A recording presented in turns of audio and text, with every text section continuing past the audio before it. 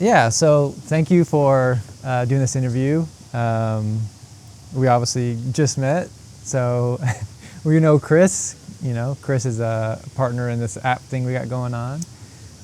One of the things that we focus on, or try to focus on, is making this app for introverts, or people who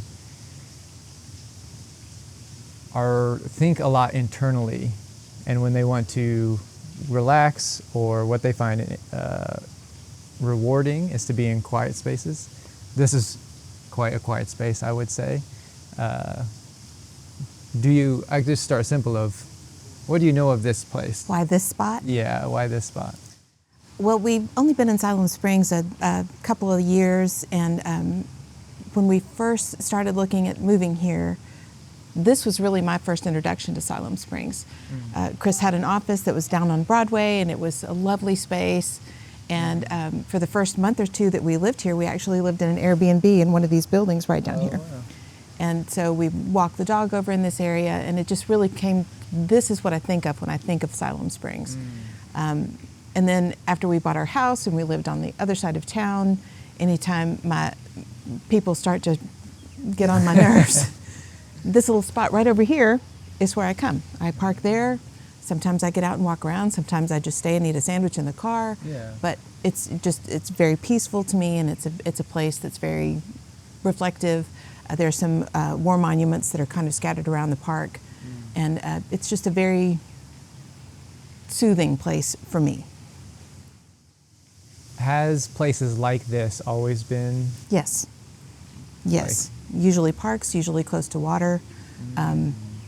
I don't know why the water especially. I'm definitely a beach person more than a mountain person. The ocean is very meaningful to me. Sure. I would say, when we talk about introverts versus extroverts, this is a very modern terminology. Yeah. Those terms didn't really exist. I was just going to ask, when was the first time you heard of those terms as descriptors of types of people? Well, I'm 58, for what that's worth. And I remember the first time I was ever specifically identified as an introvert was when I volunteered to take a Myers-Briggs personality assessment. I was probably about 19, 20 years old. Oh, wow. And I was very definitely on the I side of that equation. And if you're familiar with it, you've got a sliding scale of the letters, but I was very far to the left on the I's. But, that puzzled me for a long time because I don't have problems making friends. I don't have problems talking with people. Yeah. And then I finally realized it's not that I'm shy, because I can meet you and strike up a conversation with you and listen to what you say. And that's really the key, I think, that introverts miss, or that extroverts miss about introverts, is that introverts listen. And I think that's why we get the reputation maybe of being shy, but I'm not shy. Yeah. I don't like big crowds. Yeah. So really, circling back to your original question, probably 19, 20 years old. And there's certain things that I've become kind of aware of things that maybe overstimulate me. And one of those things is, one thing I love is having breakfast with my wife at a restaurant. And it's always so loud in breakfast restaurants. Like, there's usually not a wall that separates the kitchen, and just plates clinking, and everyone's there to eat, and so it's extremely noisy. And so I find, if I'm in a place like this socializing, I could do this for a very long time. Whereas if I'm in a breakfast space, I immediately notice the noise, and so I can only sustain so much before it's like, all right, well, this is fun, let's get out of here. I'm just wondering, from your perspective, do you have anything like that, or Yes. are noises okay? Yeah, and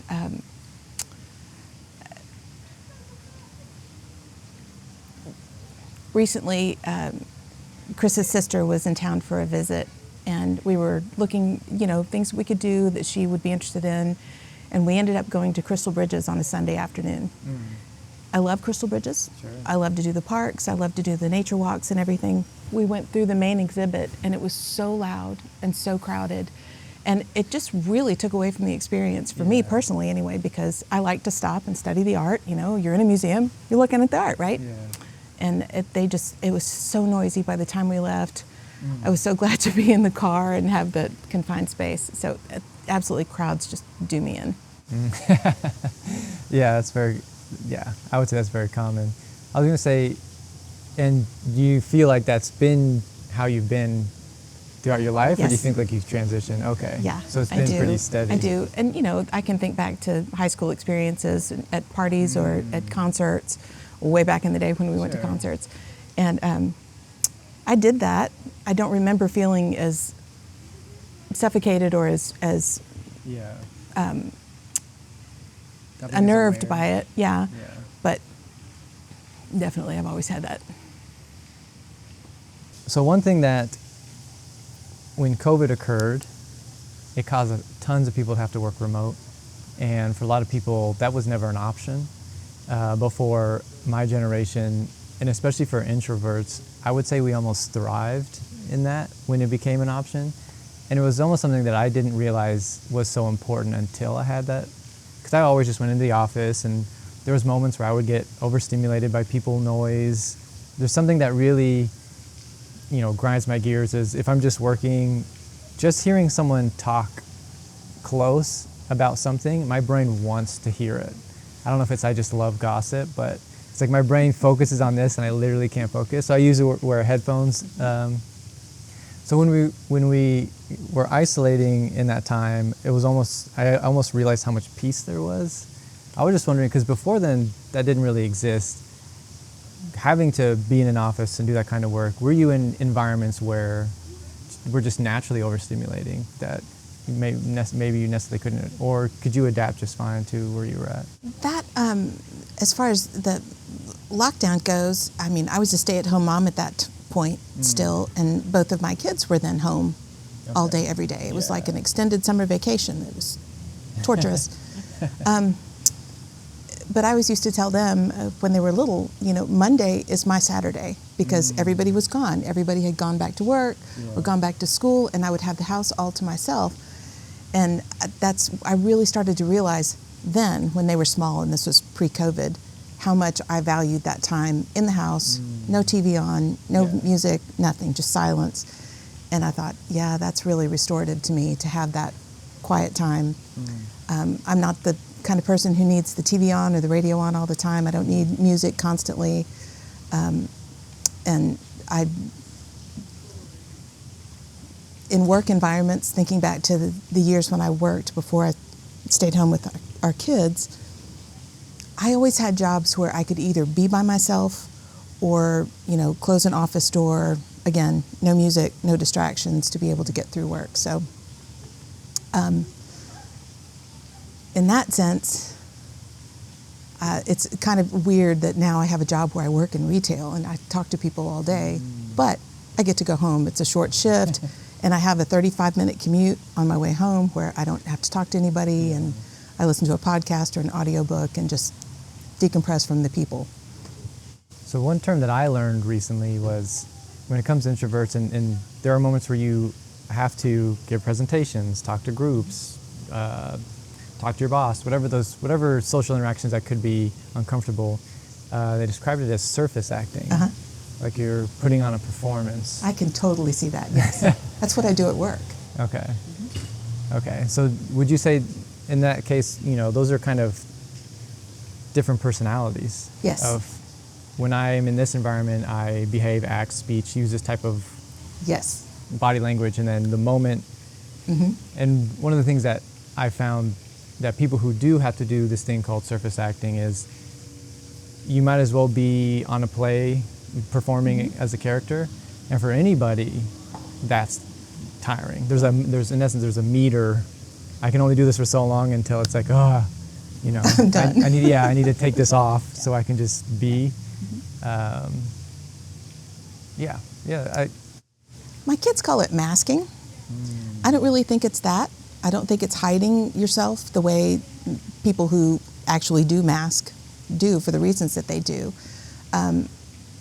Our son is also introverted, and I have encouraged him, get a job where you have to deal with people, because it will teach you so much about just setting that part of you aside, because you're going to have to deal with people in the world. And most people are accommodating if you're shy, but having that experience, just getting used to talking to people, I think can be a good thing. Are you familiar with Susan Cain's book, Quiet, the Power of Introverts in a World that I've been doing research recently, world that won't stop talking? Fantastic book. And she talks about this too, about that performative thing that you're talking about. She uses a case study of a professor who is highly introverted, but who is an amazing teacher and lecturer and just really engaging with crowds, but just absolutely has to have 30 minutes to an hour after he's been at the podium or in front of a group to just bring all that back down. And I'm the same way. I'm not shy. Yeah. I can talk to people. Getting up in front of a group. What's a good example? Presentations. Oh, here's one. So a few years ago when my kids were little, I was asked to be the head of the vacation Bible school at our church. Okay. And that meant getting up in front of all these little kids and parents every day and, telling them about the program, introducing the program, what have you. But I was kind of the face of the program for that year. And I had invited this other woman that I worked with for something else, and I said, come on, you need to come do this with me because I think it'd be fun. We know each other really well. And she was horrified. She was horrified at the thought of having to get up there on the stage and talk to everybody because she was shy. I just think there are aspects of introversion that are not necessarily the same across the board. Yeah. And it also sounds like even if you have introversion tendencies, you can still do exercises where you can build up a certain tolerance, where you can perform better. Because it almost is like you can be steered one way, and if you never practice being social, then it could almost become a phobia of having to speak to people. Yeah, if you tell yourself I'm introverted and therefore I'm shy, or therefore I can't talk to people because what are they going to think of me? That's a whole different set of issues than just needing peace, needing quiet, needing a place for reflection, not needing a lot of stimulation in order to concentrate and focus on things. That's just my perspective. And a lot of it has to do with the generation that I grew up in. Sure. This is another thing that Susan Cain says in her book, that, there was a time when being introverted was the way to be. It was the preferred way. That, you're supposed to be subdued and quiet and mannerly, especially women.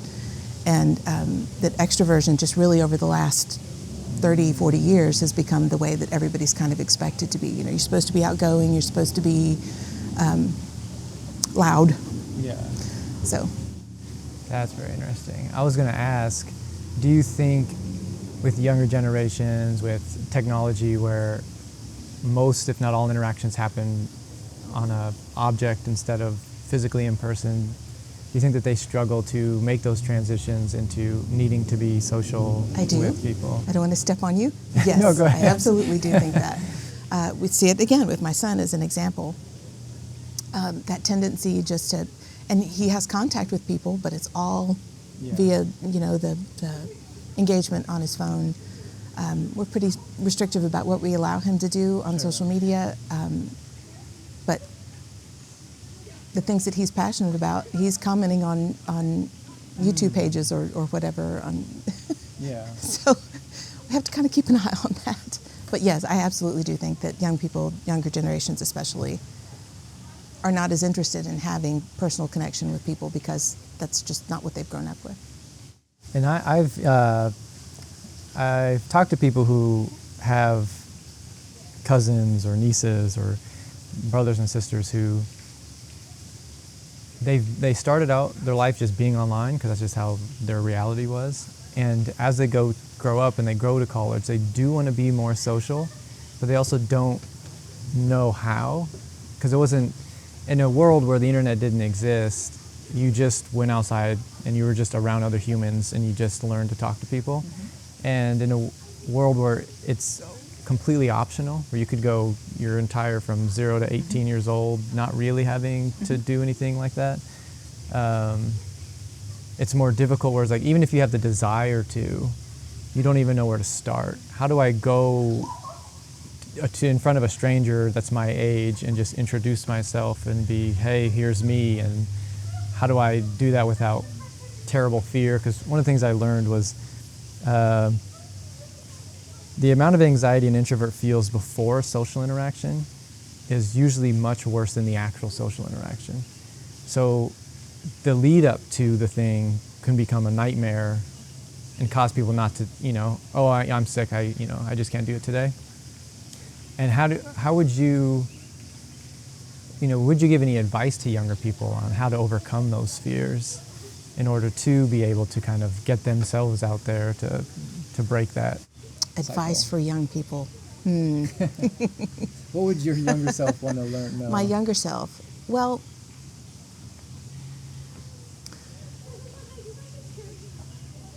before I became this, mountain of self-confidence that I am now, I guess the most important thing is nobody's thinking about you as much as you think they are.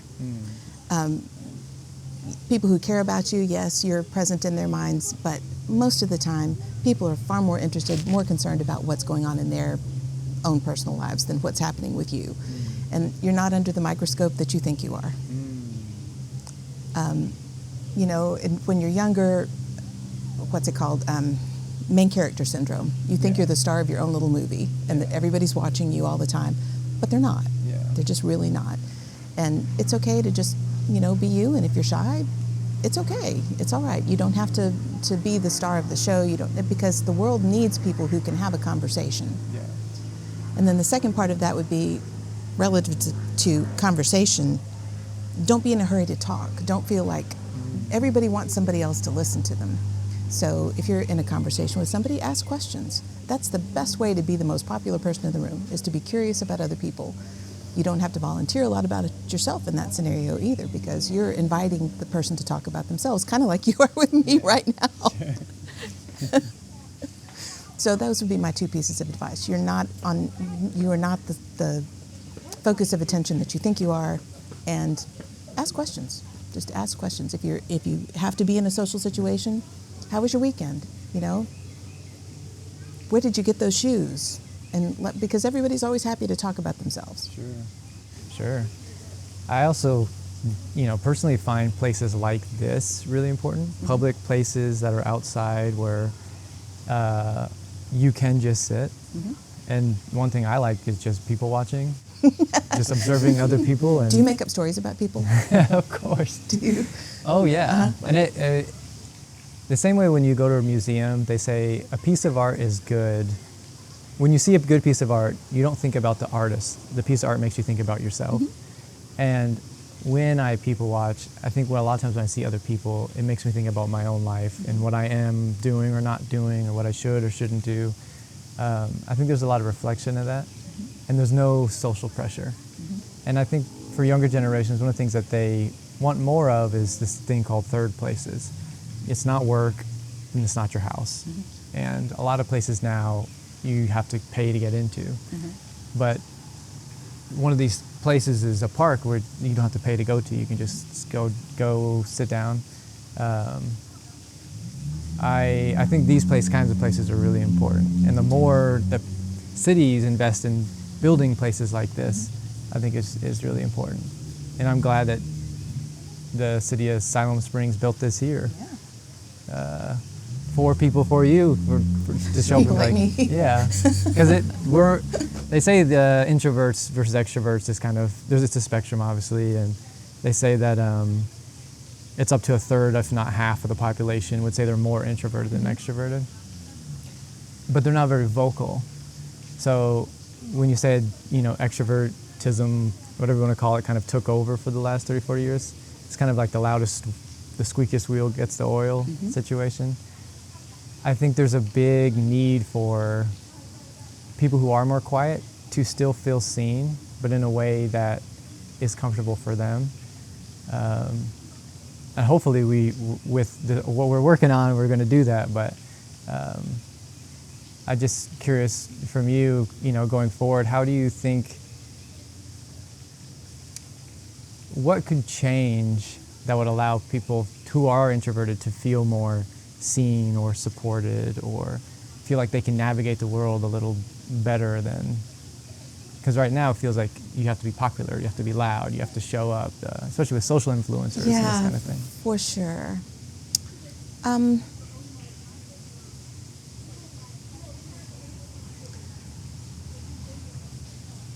I think for a lot of introverts that happens once you reach a certain age. Once you, it's hard. I think it's much harder for young people who are shy or who are introverted, not shy, to navigate that than it is for people who maybe have a little bit more life experience.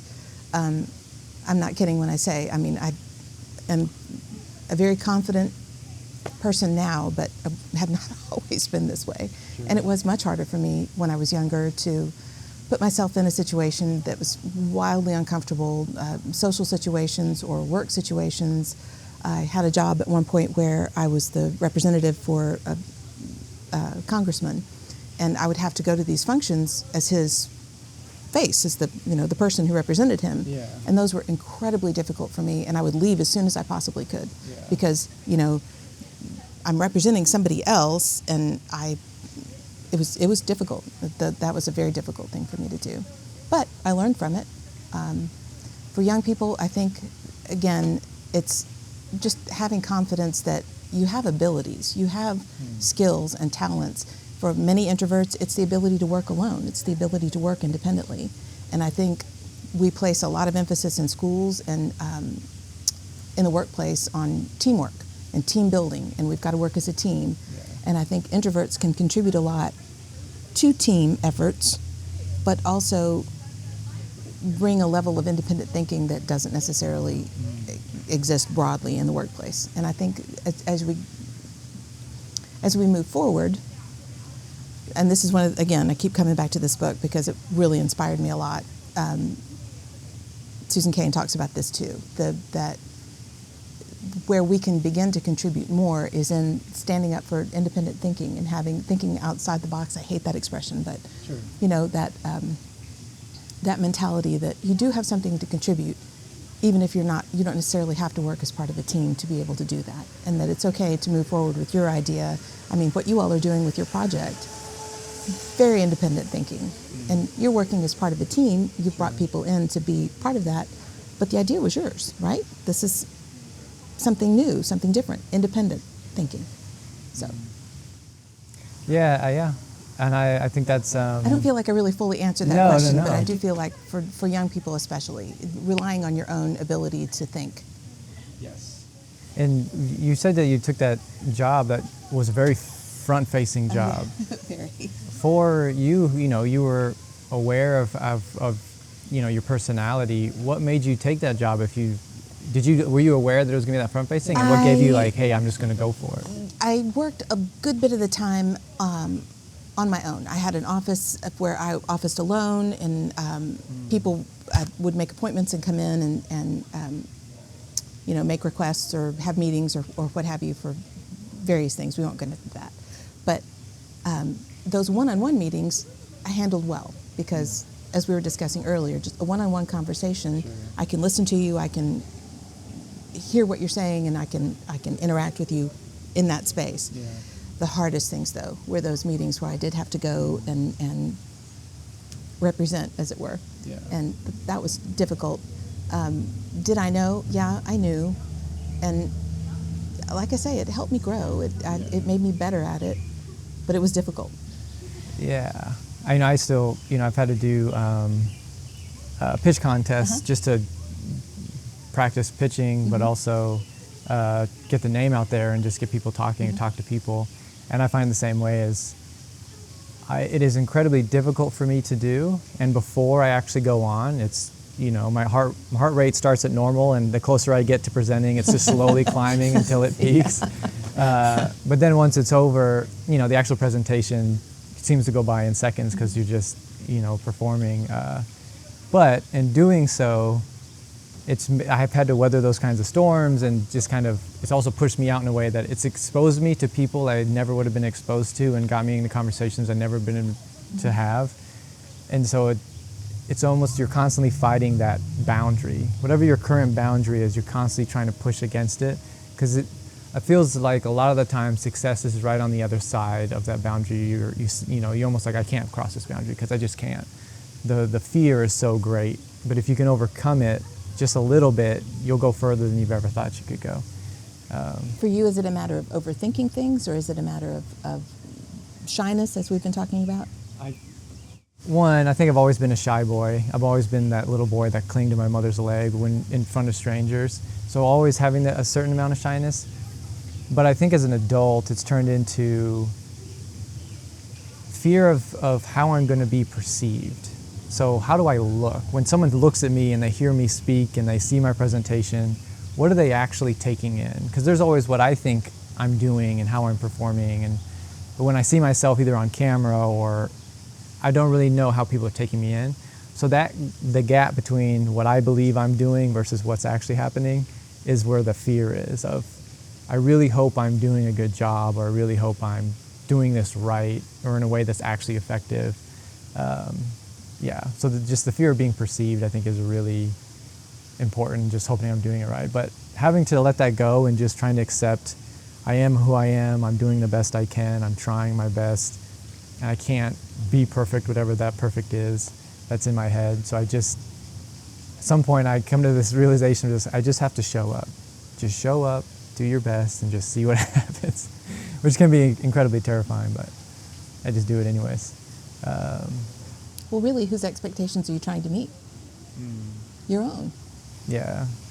And I think that comes from really caring about something and wanting to do it justice and not wanting to screw it up, but just because you care about it so much. Yeah. And having to realize that no one thing you do will ever be the end of it, because there's always the next thing you got to do, yes, exactly. The next person you got to talk to, the next idea you want to pitch. And so knowing that any one thing you do isn't the end, it's just one step of the journey. So not taking everything like it's the end of the world, or not putting such high stakes on everything, which I don't know where that comes from, but it's a strong feeling. I always say perfection is a verb. Yeah. Yeah. Yeah. So I think, even in my own life, I'm still trying to tackle that. And just for transparency's sake, I just remembered, I did reach out to Susan Cain's team, and I was like, hey, I want to interview you for just about your book, and they denied me. They said, hey, she's too busy. Not to say it won't happen, but I'm still trying. I'm still going to keep knocking on that door until it happens, but we'll get there. Yeah. I hope so, because she's remarkable.